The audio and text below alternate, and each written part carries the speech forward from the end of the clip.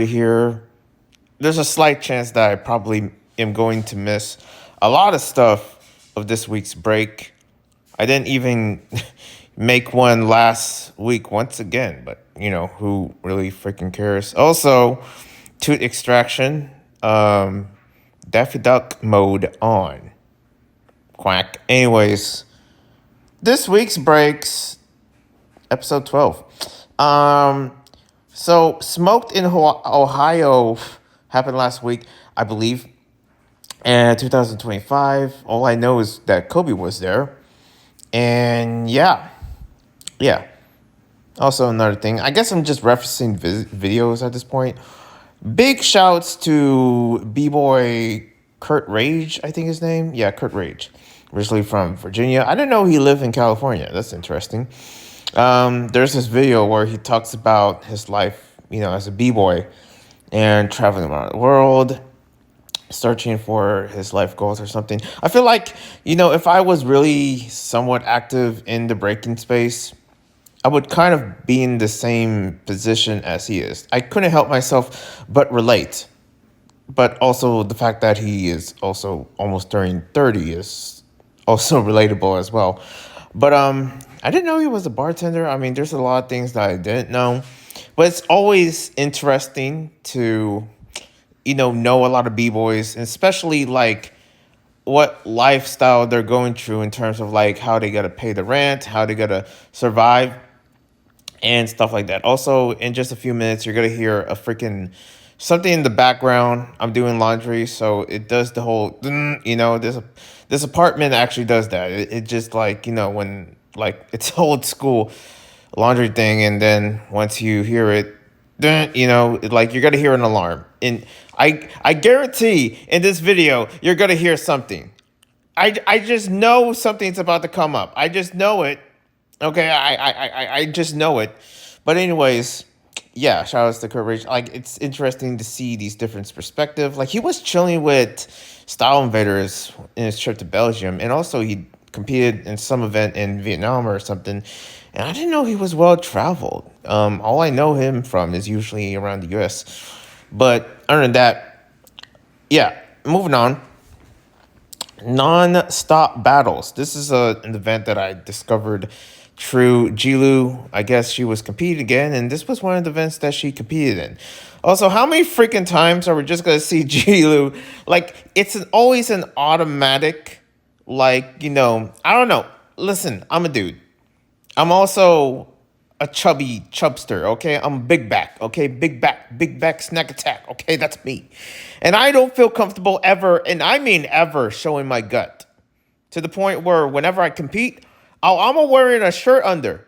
I'm wearing a shirt under. You can say whatever you want to say or something, make fun of me, which I know some people are going to make fun of me because I'm just a freaking punching bag whenever I battle, especially on the internet, especially through other B-boys and B-girls that I met. And you know what? Maybe it's because I'm just chubby, but also short and, chubby, big back, snack attack, but also playful, which, I guess I appreciate. But also, you're not going to catch me wearing the same clothing like Jilu. That would just be sus.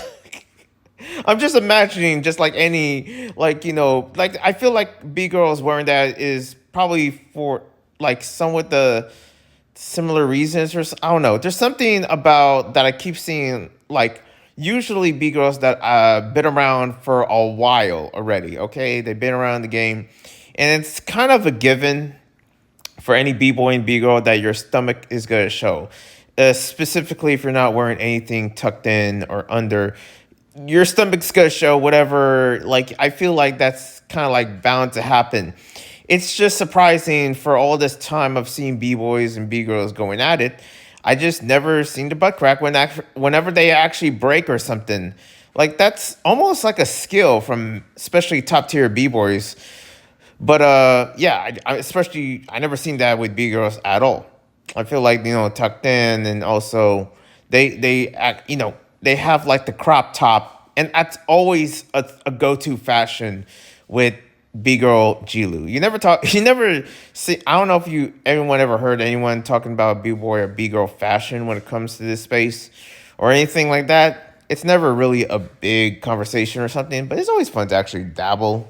But yeah, I saw Potter there. He's still killing it. So Chaja as well, from Netherlands, break squad, especially Nazgul. I guarantee he was there. Tricky. It was cool to see him again. He advertised. He has a business, I guess, in Israel, of course, because he's from there, and like he makes these like things for your feet that kind of pokes your feet, but also makes your feet stronger or something. I don't know. It's weird. He's one of these other individuals where they make interesting things. They do weird movements, but they're like, I don't know. I feel like in the b-boy space, I've been noticing that just outgoing very freely people in skateboarding and b-boying and also in these types of sports. Like, I just noticed that. Specifically, if they ever go to Europe, that's always like something that I keep noticing. I was like, damn, these guys are just have no filter. They're just out like it's usually just them shirtless and playing bongos and meditating. And I'm like, what is happening? And maybe I wouldn't know. Maybe because when I look in the mirror, I just don't see myself as that. But there's times where I wish I had that. I can tell you right now. Anyways, non-stop battles. Shout out to Cyprus doing their thing over there in the community. I believe D-Prank was there as well. I don't know what's going on with D-Prank. It's one of those b-boys where I'm like, man, I always wonder what's in the minds of D-Prank at all. Like, he's an interesting individual. I mean, people surrounding that area is always interesting. I don't know how they are really, but anyways, moving on. B-Girl Snap is back. Apparently Southern Groove, which is an event in North Carolina, I believe. I could be wrong. I don't freaking know. America's too damn freaking big, so I don't give a damn. But let's just say it's in the South. Even though it's North Carolina, but someone would correct me. Yeah, B-Girl Snap. I haven't seen her in a while, but I guess she's back. I don't know where she has been. Haven't seen her compete at all. I'm not saying every b-boy and b-girl needs to be active, but hey, listen, they don't really need to be. It's just that when I hear their names again, I'm like, oh man. Or when I see them do at an event, I'm like, oh, what's this about? And I guess this is a cool thing or a cool place to share it. So yeah, they had an event there. It's Southern Groove. I don't know. I mean, I don't know who's like the freaking organizer or anything. What you think I am? The analysis here, duh, no. Okay, you just hear my voice and there's no footage here. Okay, duh. But No Sense was there. That's the only reason why I clicked one of the videos. I was like, oh no, B-boy No Sense, man, it's good to see him. And I'm just like, oh, here we go again. Another hard talker. I feel like there's this ongoing thing within B-boys, like in the US. We got high talkers out here. They yell and scream and they're saying something. And I'm just like, can y'all shut up? Like, I'm trying to focus here with the battles. But I guess that's their strategy. Like, I don't know what's going on here in the U.S. I guess that's our strategy. You know what? Whatever. Just whatever. Anyways, an event that just happened as well. It was in Korea, I believe. Right? South Korea. I gotta be careful, okay? It's in South Korea, okay? Don't worry, Somali wasn't in here. I'm kidding. What's up with Johnny Somali? Like, the fact, if he ever showed up in a b-boy event, that would be the wrong place. I really, if he does, I hope there's someone there that knows him and would take him out. Specifically, imagine if it was a Russian guy. Like, he trolls around and just out of nowhere, Chiril just knocks him out. Like, it serves you right. I don't know I'm just saying. Okay, I don't know if I'm breaking community guidelines at this point. I don't freaking care. Johnny Somali deserves to get smacked up, Okay, through the eyes, through the face, and everything. I'm tired of him. Like, gosh, can people just hold him accountable or something like that? Like, for crying out loud, why you letting him free? Oh my gosh. But anyways, Rockin sensation just happened, and saw it through Korean Rock, and yeah, I saw a couple of battles here and there. Again, the Russians were there again. I don't like, where else can they go? I feel like if they have access to the U.S., we would be screwed. Imagine any small event in the U.S. and just out of nowhere, you see b-boys from OBC, from Original People, from freaking Green Panda. We will all be screwed. Okay? They would take all the money. And it would just not be fun anymore. Okay? Maybe it's a good reason that they're not here, but at the same time, I'm just imagining if freaking these, or the Federation of Russia breakdance, like, or b-boy federation, or whatever it's freaking called, would come to the U.S. the same way they come to Vietnam, or they come to around places in Asia. Yeah, we would be screwed. Like, you know what? Just stay away from us, okay? Stay away from the West. I mean, I feel like there's a good reason. It isn't fair because I feel like no matter what your race is or where you're from, shouldn't freaking matter. But unfortunately, we are in this timeline where, for some reason, if you're from Israel, you are gonna get sentenced to death threat from a person that don't freaking know you or doesn't know your beliefs, all because you're from Israel and this person being pro-Palestine or something. It's the most stupidest, most ridiculous thing. But the amount of stupid people in this world, they go to those lengths. That's why I mentioned Johnny Somali. He's a good example of that. The most stupidest person ever. Ruin it for everybody. And I mean for everyone. And it's like, this can't be real. This cannot be the end of the world by stupid people. Anyways, I'm going off because that's what I do in these types of videos. Rockin' Sensation was amazing. I saw 316 once again doing their thing. A crew that Casta is still, is from, but I guess she still represents that. Of course, she wasn't there. But yeah, she wasn't there. What am I saying? What other b-boys? Metal. I'll just say Metal. It's Jerry Metal, I think. But yeah, I'll just say Metal. And also Raffinio, he's from Russia, but that doesn't sound like a Russian name.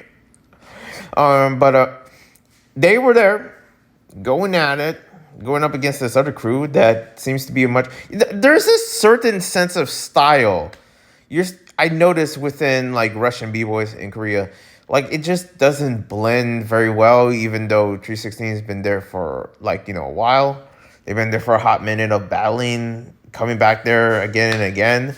But when you see some of the Russian cats and some of the European cats over there, or basically white folks, there's something about it where it's like, man, something just doesn't fit. I don't know. I really don't know. It's just that I look at these battles here and there, and I'm like, man, what is like I just noticed a style division. Basically, you can just tell who is the Europeans, who is the Russians, and who is the Koreans. But man, things used to be different or something. I don't know what's going on with Korea in the terms of the b-boy sense and the b-girls over there. But I mean, they're still doing it. But I'm just like, what really is going on? Because right now, Korean media is just gotten to its full heights. We know about Squid Games. We know about K-pop. Blah blah blah. But it's like, man, what is happening there in terms of b-boying? You know what I mean? Yeah, Rockin' Sensation was cool to see. Seeing Shorty Force again battle, oh my gosh. Seeing Naughty again, that's crazy. I'm like, man, it's good to see him. Seeing all these classic b-boys that I have seen before, especially Kaku, the head spin guy. Again, I feel like nothing has changed with this individual. Oh my gosh. But anyways, yeah, Rockin' Sensation, looking... Still killing it. That's all I can say. Anyways, Battle Unity. We're going to France with this one. And let me tell you, saw the best battle of all time, okay? I feel like there was a lot of fun in this event, for sure. Vietnam was there. Brazil was there. Of course, Brazil was there. Of course, Brazil. And, with all these other French b-boy crews that I never heard of, they were doing their thing. And I really enjoyed what they were giving, especially with all these other crews that I never heard before. Skillshore, what was the other one? There was another one that I forget also the name of. There were certain French names, and trust me, I couldn't say it, okay? I couldn't save myself. I couldn't even try. Okay, me speaking French, I couldn't do it, okay? No. So, allons-y, okay? I only know a few words. Anyways, this Fido, specifically, B4, it was good to see him again. I haven't seen, this crew, or specifically before in a hot minute. I mean, I might see him in places here and there, but his explosion and what he does, it was just good to see him again. Okay, it was like, I don't know, it was just fitting. Of course, when Vietnam is like a former French colony, but coming back to France and smoking everyone, it just felt right. it felt right. But also, I saw some other crews here and there, and France has always been like a hub. Like, it's a reason why that breaking is just special over there. Not just the Olympics, but also just the whole culture and what it's surrounded by. And like, ever since I've been there, I can understand why. I mean, I love it. But yeah, and also Samuka is back, they were going. I saw that battle, Future Crew versus Samuka's crew, Brazil versus Vietnam. That was cool to see, the way they start the song or something.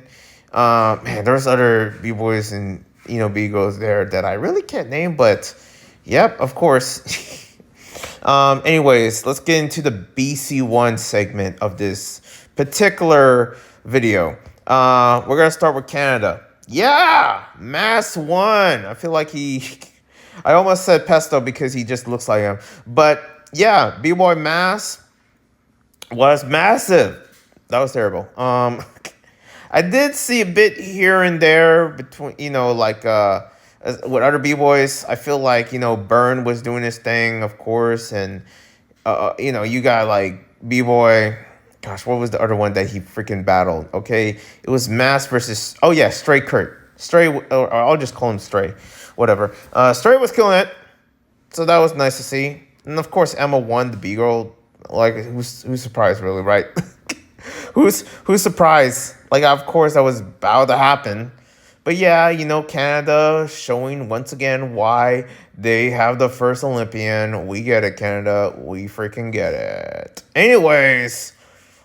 Moving on to freaking Belgium. Yeah, so Belgium itself was on a whole different role.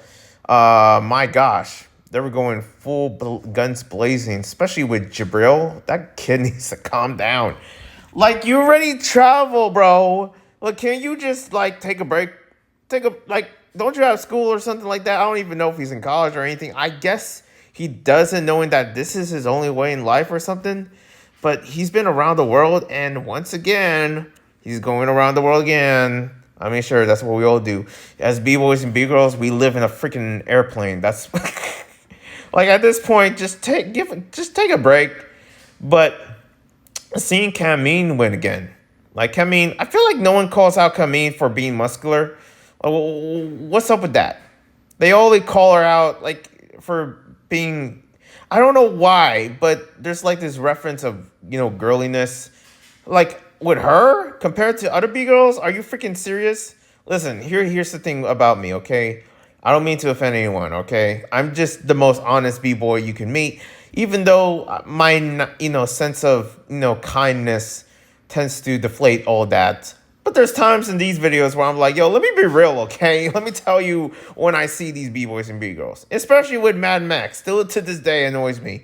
But she really showed herself, especially with the experience she gotten, as older she gets. Yeah, of course, I thought she was going to win. She didn't bring it as much as Camille won. And Camille, with the amount of, handstand or freezes, you would think she would fall off with a lot of them. But from the looks of it, at least from what I remember, didn't fall. Like, she definitely proved herself and showing how strong she is. It's just that, Camille doesn't get a lot of credit for being strong, and it's like, whatever. It's the same thing with Ayane. Like, no one calls out Ayane for being Like, can we just freaking call it as it is? Like, I'm sorry, I swear, if I battled any of these B-girls for whatever freaking reason, which would never, that's like a 1% chance of happening. I would literally be doing the freaking lifting, freaking gestures while calling them out. Oh, yeah, look at these muscles. Oh, yeah. And the joke is that I'm not muscular. I'm just a big back. Anyways, Italia, a place that I actually had the pleasure of going and sleeping and also, fun fact, I actually saw a ghost when I was there. Did I ever share that story? Livorno, I was like, I don't know if it was a surprise knowing that I did hear hauntings around Italy, but man, did I saw something, and I'm like, I don't know. You want me to tell that story? Someone has to request it because I guarantee these videos ever get any attention. But anyways, Italia, ragazzi, this one right here was pretty much like really good. Okay, there were some b-boys that I wish they were there. Specifically the Filipino b-boys. Let's be real, okay? I just want to see my people, knowing that I'm not alone here. Where are my Filipino Italians here? Okay, like where you at? Okay, and also not even like the black Italians at all. Like Nor's not there at all. Like, are we forgetting about him? Whatever, lack of diversity, but it's Italia, okay? Italians only, okay? I get it. Even though like it's next to the most diverse place out there, France. But yeah, BC won Italia, Pesto won. Pesto really was doing it, okay? He was doing it. Also, there was this random battle, like a cipher, whatever you call it, a crew battle of Lotta Boys versus another Italian crew, I believe. But also the Bigo. Oh, man, what did I even see anything in the Bigo side? All I know is Auntie won, which hey, you gotta give it up for Auntie, okay, or Auntie. Listen, I see that. Okay, actually, there's no you. So, but Americans, I don't even know if in Italy they like. What's the explanation of her name, Auntie? Like, do you call yourself that because you're an auntie of your niece and nephews or something? Your nepontes or whatever? Like what's going on? Like Questo. Anyways, yeah, Bigger Auntie, of course, no surprise there. But also Pesto, more emotional than this one, especially being the 3-time winner. Give it up for Pesto, man. 3-time winner right there. And now going to be in Japan for the Beast one. I believe these all winners, Canada, Belgium, Italy, are all coming to Japan for the what is it called? The freaking Cypher thingy thing. Last Chance Cypher, yes. But also Dare to Witness experience. They already won, okay? I feel like in breaking itself, the way I see it, I don't care who wins. I really just don't care. Whoever's the winner doesn't mean anything to me. What matters is usually the moments and the dope breaks and the vibes. I guess that's what it really means now, right? From what I've seen in Instagram. I'm just looking at this from an open view. A lot of times when it's about the vibes, I mean, yeah, might as well be. I don't know. One love for the peace and God bless.